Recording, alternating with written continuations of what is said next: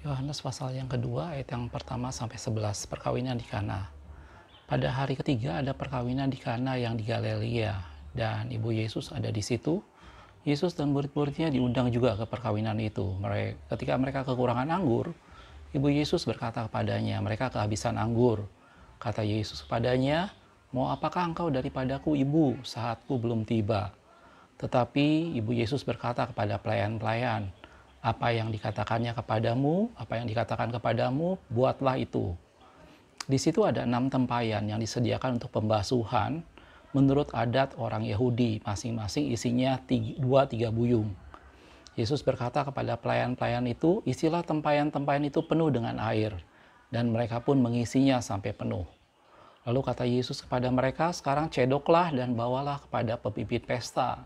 Lalu mereka pun membawanya. Setelah pemimpin pesta itu mengecap air yang telah menjadi anggur itu, dan ia tidak tahu dari mana datangnya, tetapi pelayan-pelayan yang mencedoknya itu mengetahuinya.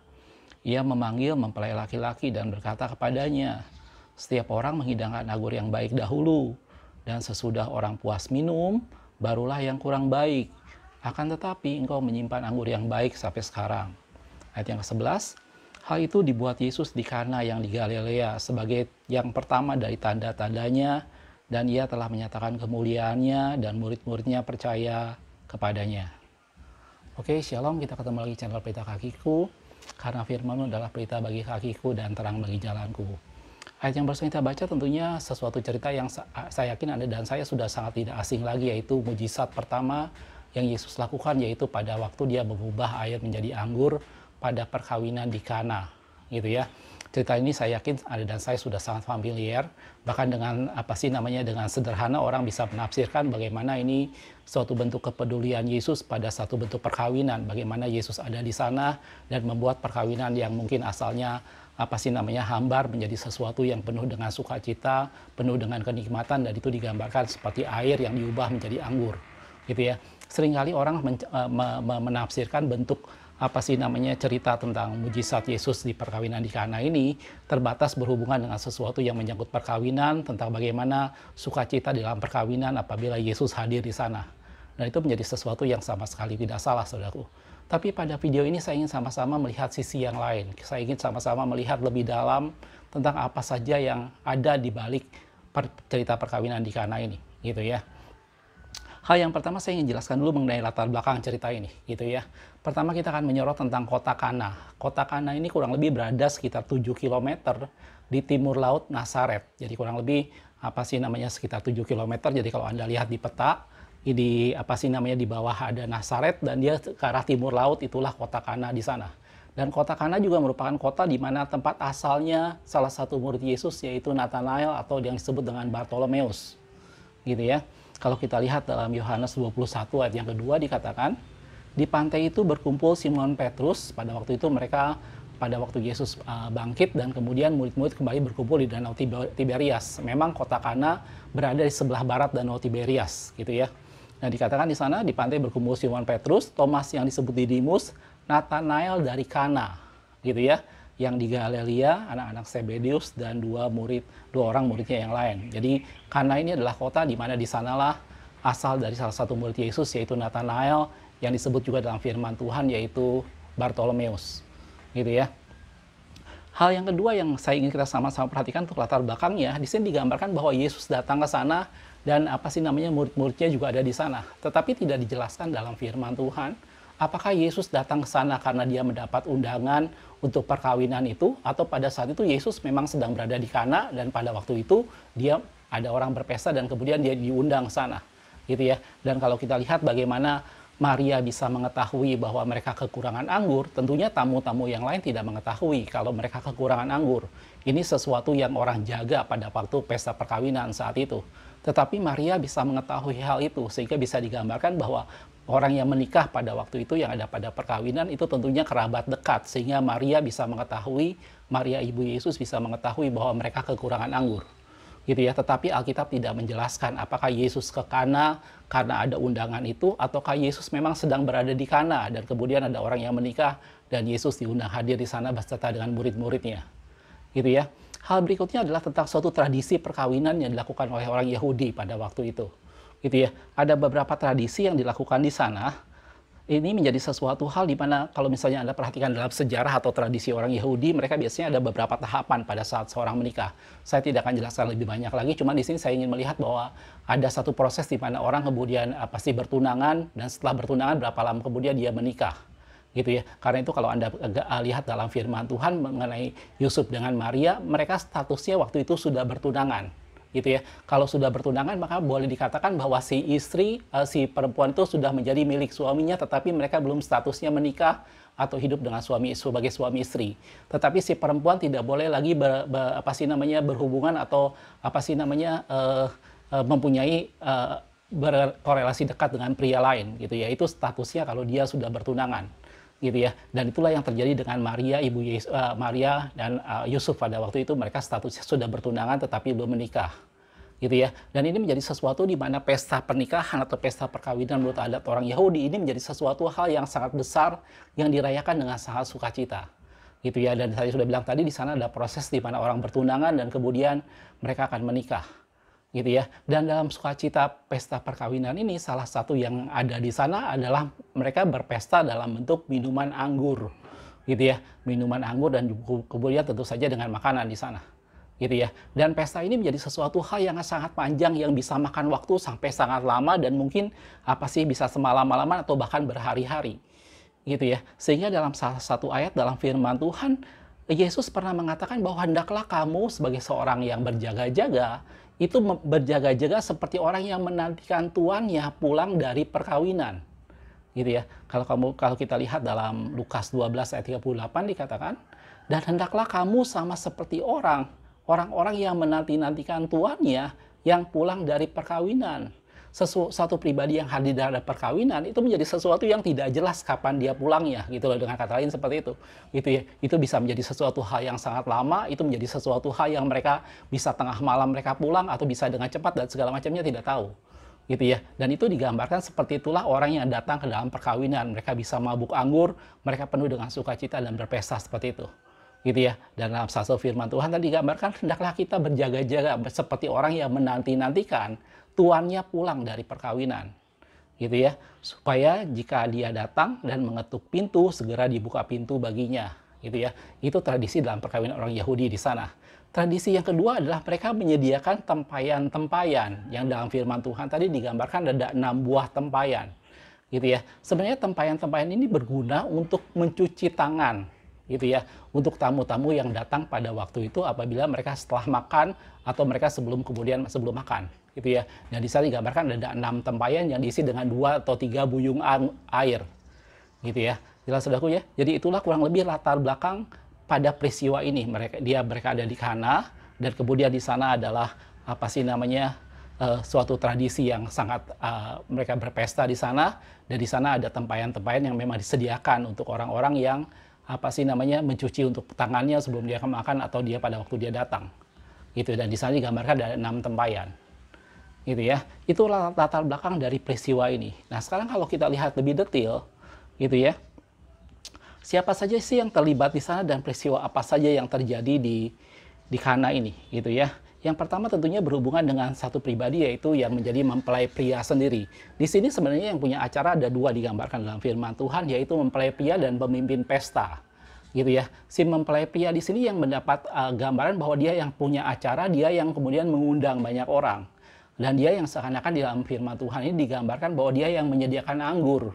Karena itu pada waktu pemimpin pesta itu setelah pelayan mencedok dan membawa pada pemimpin pesta berkata kepada mempelai gitu ya, khususnya mempelai pria, biasanya orang menyediakan anggur yang tidak baik dulu, setelah mereka minum puas, baru kemudian menyediakan yang kurang baik. Tetapi kemudian pemimpin pesta itu berkata pada mempelai pria, kamu menyediakan sampai sekarang anggur yang terbaik. Gitu ya. Jadi bisa dibayangkan di sini mempelai pria di sini berperan sebagai satu pribadi yang punya acara, yang mengadakan acara itu, dan dia bertindak sebagai satu pribadi yang menyediakan anggur-anggur tadi. Gitu ya.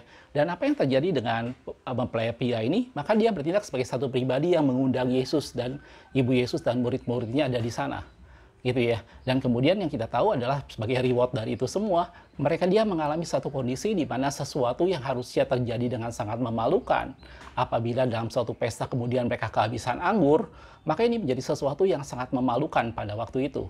Gitu ya. Tetapi Yesus ada di sana dan mengubah air tadi menjadi anggur, dan kemudian itu menjadi sesuatu bahwa itu sesuatu yang memalukan berubah menjadi sesuatu justru yang membuat suatu puji-pujian, yang membuat suatu kemuliaan. Bagaimana orang pemimpin pesta berkata bahwa orang menyediakan yang baik dulu, baru yang kurang baik. Tetapi engkau sampai sekarang masih menyediakan yang baik. Dan itu menjadi sesuatu bagaimana nama baik si mempelai pria tadi dikembalikan, nama baiknya menjadi sesuatu yang tetap dijaga dan dia tidak dipermalukan. Gitu ya. Ini yang pertama yang kita lihat dalam tokoh dalam cerita ini, yaitu mempelai pria. Gitu ya. Dan ini menjadi sesuatu juga yang kita lihat dalam Roma 10 ayat 11 dikatakan, karena kitab suci berkata, barang siapa percaya kepada dia tidak akan dipermalukan. Kehadiran Yesus pada pesta itu membuat si mempelai pria sama sekali tidak dipermalukan. Gitu ya. Harusnya dia bagi satu pribadi di mana di sana kehabisan anggur dan itu menjadi sesuatu yang sangat memalukan di depan semua para tamu, tetapi pada waktu itu Yesus tidak mempermalukan dia dan dia namanya tetap dijaga. Gitu ya. Sehingga pada waktu itu pemimpin pesta sendiri terheran-heran. Bagaimana mungkin seorang mempelai pria seperti ini, dia menyediakan anggur yang baik, biasanya kemudian yang kurang baik, tetapi mempelai ini malah menyediakan yang terbaik terus. Gitu, dan itu menunjukkan bahwa bagaimana Yesus tidak membiarkan orang yang mengundang dia datang ke pesta itu untuk dipermalukan. Dan dalam firman Tuhan dikatakan, barang siapa percaya kepada dia tidak akan dipermalukan. Jelas aku? Itu yang pertama yang ada pada tokoh cerita ini, yaitu mempelai prianya. Gitu ya, yang kemudian di sana berhubungan dengan pemimpin pesta, gitu ya. Jadi pemimpin pesta di sini digambarkan seperti kalau kita zaman sekarang mungkin seperti kayak wedding organizer, saudaraku ya, orang yang mengelola apa sih namanya acara pada waktu itu. Tetapi pemimpin pesta itu tidak tahu kalau anggurnya ternyata Yesus sudah sediakan dengan anggur yang terbaik pada waktu itu, gitu ya. Dan tokoh yang kedua tentunya yang sangat berperan penting pada peristiwa ini adalah Maria ibu Yesus. Gitu yang tadi di awal saya sudah gambarkan bahwa tentunya Maria punya kekerabatan dekat dengan orang yang punya acara perkawinan di Kana ini, sehingga dia mengetahui kalau mereka kekurangan anggur. Karena biasanya pengunjung secara umum atau tamu-tamu secara umum tentunya tidak mengetahui. Itu menjadi sesuatu yang dirahasiakan bagi mereka kalau pesta itu kekurangan anggur. Tetapi Maria mengetahui hal itu, gitu ya. Dan itu menunjukkan bahwa dia satu pribadi yang berhubungan dekat dengan yang punya acara perkawinan ini, gitu ya. Dan apa yang Maria lakukan pada waktu itu adalah Maria Maria kemudian meminta sesuatu kepada Yesus dan memberitahukan bahwa mereka kehabisan anggur, gitu ya. Dan itu menjadi sesuatu hal bagaimana kemudian Yesus menjawab dengan satu pertanyaan yang sama sekali mungkin Maria tidak duga, yaitu Maria bertanya, apa yang kau kehendaki daripadaku, ibu, saatku belum tiba. Gitu ya. Dan ini menjadi sesuatu bagaimana sejak awal Yesus lahir dan bahkan sebelum waktu Yesus masih di kandungan, dalam kandungan Maria sebagai manusia, Maria sudah banyak hal yang dia tidak mengerti dan menyimpan segala sesuatu dalam hatinya. Gitu ya. Dan juga pada kejadian ini gitu ya, Yesus berkata, apa yang kau kehendaki daripadaku, ibu, waktuku belum tiba.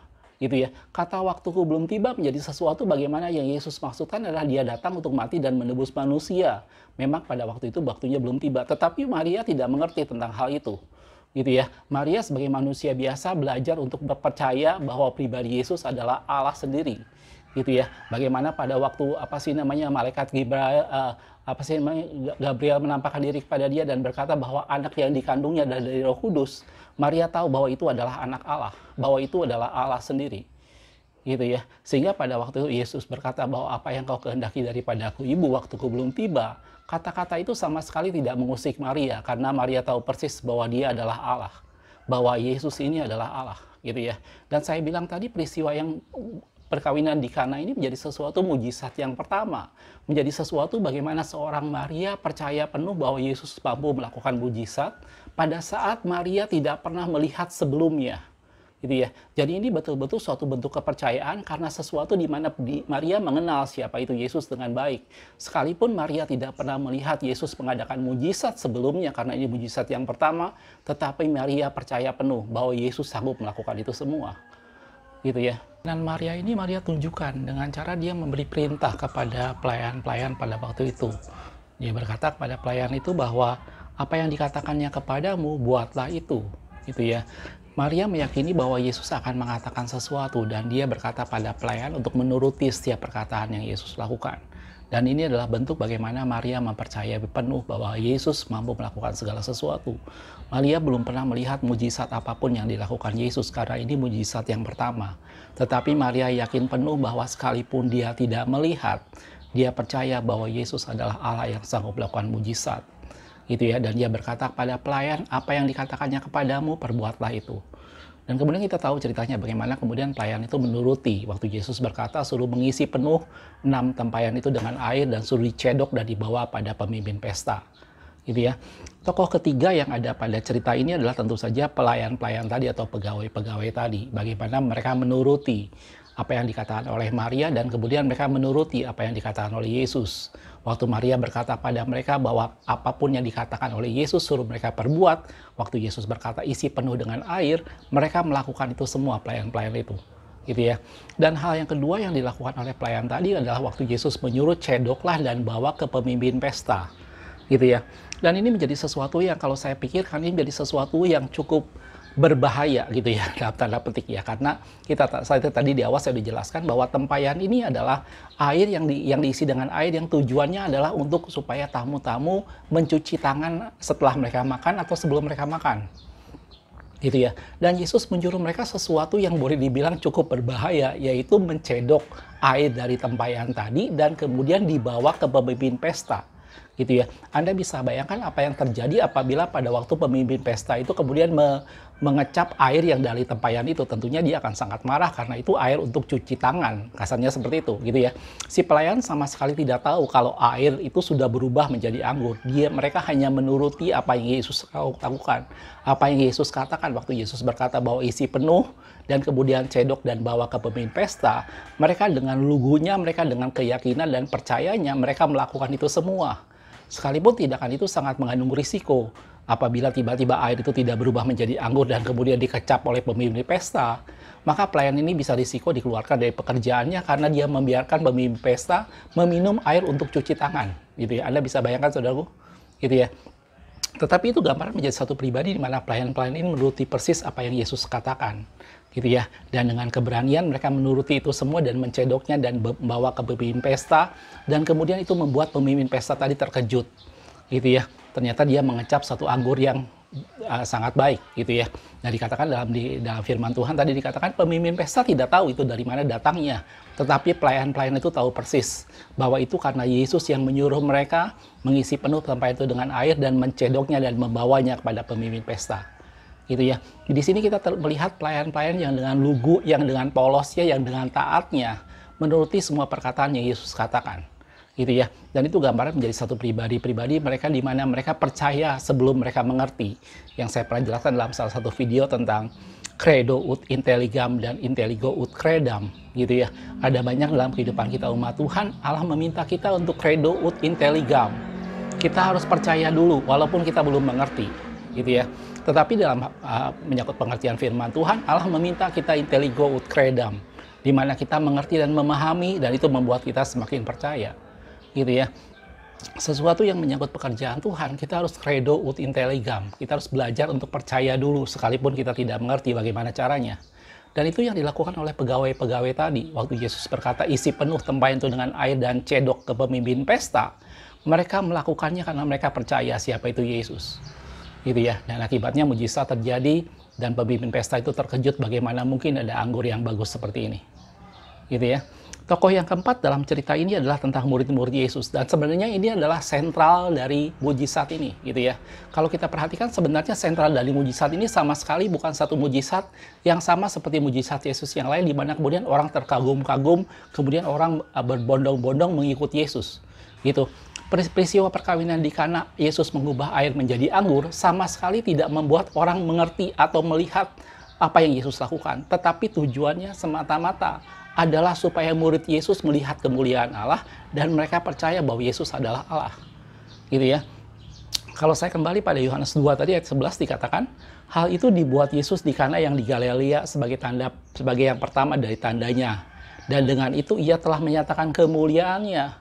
dan murid-muridnya percaya kepadanya. Fokus dari mujizat ini sebenarnya bukan semata-mata pada perkawinan itu sendiri, tetapi fokus pada mujizat ini adalah bagaimana Yesus menyatakan kemuliaannya, dan itu membuat murid-muridnya percaya bahwa Yesus adalah Allah. Karena itu saya udah bilang, banyak orang yang menafsirkan ini sebagai satu bentuk bahwa ini kontribusi atau kepedulian Allah terhadap satu bentuk pernikahan. Bagaimana pernikahan Allah sangat peduli, dan kemudian Allah memberikan anggur kenikmatan, suatu sukacita yang melimpah dalam suatu bentuk pernikahan. Dan itu saya bilang tidak sesuatu yang salah. Tapi kalau kita analisa dengan lebih dalam, dengan lebih teliti dari cerita ini, fokus cerita ini bukan ke pernikahan itu sendiri sebenarnya. Tetapi fokus cerita ini adalah bagaimana Yesus menyatakan kemuliaannya. Dan itu membuat murid-muridnya percaya. Karena itu setelah peristiwa ini, ceritanya tidak sama seperti mujizat yang lain yang tadi saya sudah bilang, orang kemudian berbondong-bondong mengikuti Yesus, tidak. Mereka sama sekali tidak tahu. Mereka berpikir bahwa si mempelai pria itu menyediakan anggur yang terbaik terus. Mereka hanya berpikir begitu. Mereka tidak tahu kalau anggurnya sebenarnya sudah habis. Mereka tidak tahu kalau di sana ada Yesus yang mengubah air menjadi anggur. Gitu ya. Dan itu membuat mereka tidak berbondong-bondong kemudian mengikuti Yesus, tetapi di sini adalah Yesus menyatakan kemuliaannya, dan murid-muridnya percaya bahwa Yesus adalah Allah. Gitu ya. Jadi yang keempat ini yang merupakan klimaksnya, yaitu murid-murid Yesus. Gitu ya. Jadi dari sini ada 4 tokoh yang diperhatikan. Yang pertama adalah mempelai pria, yang kedua adalah Maria ibu Yesus, yang ketiga adalah para pelayan tadi, dan yang keempat adalah murid-murid Yesus. Jelas, Bapak? Itulah kalau kita secara lebih detail kalau kita mau lihat tentang cerita ini, gitu ya.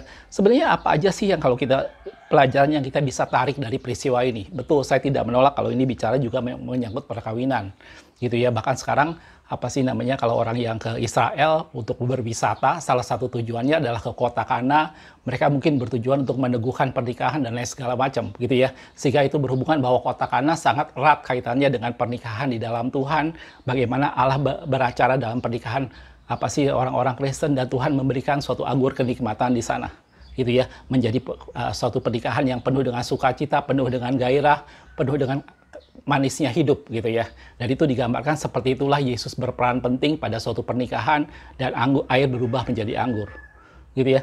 Tetapi kalau kita lihat yang tadi saya dijelaskan, bahwa peristiwa ini sebenarnya tidak hanya terfokus pada pernikahan itu sendiri, gitu ya. Beberapa hal yang saya petik dari peristiwa ini, yang pertama ini bicara soal suatu mujizat yang Yesus lakukan yang sama sekali bukan karena permintaan Maria, gitu ya. Maria mungkin berkata pada Yesus bahwa mereka kehabisan anggur, tetapi Yesus berkata, saatku belum tiba. Dan pada saat Yesus berkata pada pelayan-pelayan itu suruh mengisi penuh, itu sama sekali bukan permintaan Maria. Itu benar-benar sesuatu yang Yesus lakukan karena Yesus ingin melakukannya. Gitu ya. Sesuatu yang datang pada pribadi Yesus, bahwa dia memerintahkan pelayan-pelayan itu untuk mengisi penuh tempayan itu dengan air. Gitu ya. Suatu mujizat atau apapun yang Allah kerjakan, itu bukan semata-mata karena dipaksa oleh manusia, bukan semata-mata karena diminta oleh seseorang atau satu tokoh tertentu. Tetapi mujizat itu semata-mata adalah datang dari inisiatif Allah sendiri. Gitu ya. Anda ingat peristiwa pada waktu Yesus menyembuhkan seorang yang buta. Gitu ya. Yesus pernah berkata pada orang buta itu, "Apa yang kamu mau aku lakukan?" Gitu ya. Kemudian orang buta itu berkata, "Tuhan, kalau engkau mau, aku ingin melihat." Dan kemudian Yesus berkata bahwa aku mau. Gitu ya. Suatu mujizat atau apapun dalam kehidupan Anda dan saya, itu bukan semata-mata karena kita meminta, bukan semata-mata karena kita menuntut daripada Tuhan. Tetapi itu semata-mata karena Allah peduli, itu semata-mata karena datang dari isi hati Tuhan untuk menolong Anda dan saya. Gitu ya. Dan ini pelajaran yang kita ambil pertama dari peristiwa perkawinan di Kana.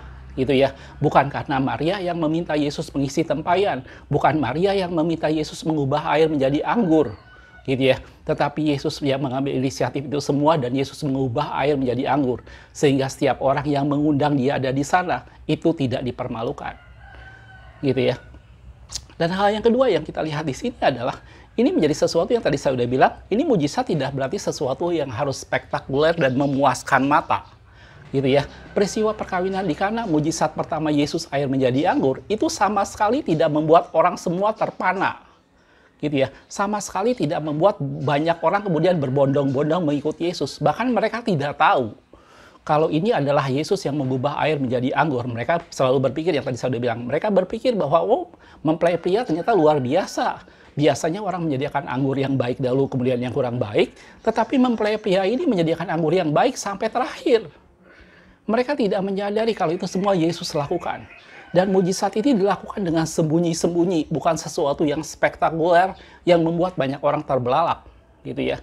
Banyak hal yang kita berpikir bahwa oh yang namanya mujizat itu sesuatu yang harus wah, gitu ya. Sesuatu yang membuat mata orang terbelalak dan terkagum-kagum. Banyak hal di mana Tuhan kerjakan secara diam-diam kepada Anda dan saya, dan itu seringkali kita tidak sadari. Gitu ya. Dan di balik itu semua tujuannya semata-mata adalah cuma karena Allah ingin menyatakan kemuliaannya supaya Anda dan saya percaya bahwa Dia adalah Allah. Gitu ya. Karena itu saya bilang, kalau saya melihat peristiwa ini, saya tidak terfokus pada peristiwa pernikahan, tetapi saya terfokus pada peristiwa bagaimana Allah, satu pribadi yang sangat rindu menyatakan kemuliaannya kepada Anda dan saya, supaya kita percaya bahwa Dia adalah Allah. Gitu ya, bisa dalam bentuk pernikahan, bisa dalam bentuk kehidupan kita sehari, bisa dalam bentuk keluarga, bisa dalam bentuk pekerjaan, bisa dalam bentuk pelayanan, dan apapun juga. Dan mujizat tidak terjadi karena kehendak manusia, tetapi mujizat terjadi karena Allah yang berkehendak. Gitu ya. Dan mujizat bukan berarti sesuatu yang harus membuat mata manusia terbelalak dan kemudian orang terkagum-kagum. Mujizat bisa terjadi dengan sangat sembunyi-sembunyi dan hanya orang-orang tertentu yang mengetahuinya. Dan itulah mujizat yang Yesus lakukan. Dengan satu tujuan bahwa Allah rindu menyatakan kemuliaannya. Sehingga Anda dan saya percaya bahwa Dia adalah Allah. Jelas lagu? Ini apa sih namanya hal yang saya petik dari peristiwa perkawinan di Kana ini. Gitu ya. Dalam kehidupan Anda dan saya, saudaraku, terlepas dari apapun yang sedang kita hadapi, kerinduan Allah adalah Allah menyatakan kemuliaannya. Gitu ya. Di beberapa video terakhir saya membahas tentang bagaimana pengalaman di gunung. Gitu ya. Dan tujuan di sana Allah Yesus membawa murid-muridnya ke gunung dan menunjukkan siapa Dia dengan kemuliaannya. Gitu ya. Dalam setiap yang kita Anda dan saya hadapi, Allah rindu menunjukkan kemuliaannya supaya kita mengetahui bahwa Dia adalah Allah. Gitu ya. Dan bukan kita yang memilih Tuhan, tetapi Tuhan yang memilih kita dan Dia menghampiri kita dan Dia menyatakan dirinya. Dan itu adalah tujuan dari sebuah mujizat. Mujizat bukan semata-mata memuaskan keinginan mata manusia tentang suatu hal yang spektakuler. Gitu ya. Tetapi mujizat membuat hati orang berubah dan melihat bahwa Yesus itu adalah Allah. Jelas aku? Satu ayat yang terakhir dalam Habakuk 2 ayat ke-14, firman Tuhan katakan, sebab bumi akan penuh dengan kemuliaan, penuh dengan pengetahuan tentang kemuliaan Tuhan, seperti air yang menutupi dasar laut. Saya suka dengan ayat ini. Gitu ya. Ayat ini bicara bahwa Allah berencana, bahwa Allah berkerinduan, bahwa nubuatan firman Tuhan mengatakan bahwa bumi akan penuh dengan pengetahuan tentang kemuliaan Tuhan. Dan kalau orang melihat kemuliaan Tuhan, orang mengetahui bahwa tidak ada yang lebih mulia selain daripada Tuhan, karena Dia itu adalah Allah sendiri. Gitu ya. Jadi sebenarnya dari kesimpulan dari ini semua, peristiwa perkawinan di Kana bicara soal bagaimana Allah menyatakan dirinya kepada manusia. Perkawinan di Kana bicara soal Allah menyatakan kemuliaannya kepada murid-muridnya, supaya murid-muridnya, Anda dan saya percaya bahwa Dia adalah Allah. Jelas, saudaraku? Mudah-mudahan video ini bisa menginspirasi kita semua. Makasih sudah menonton. Kita ketemu di video berikutnya. Tuhan Yesus memberkati.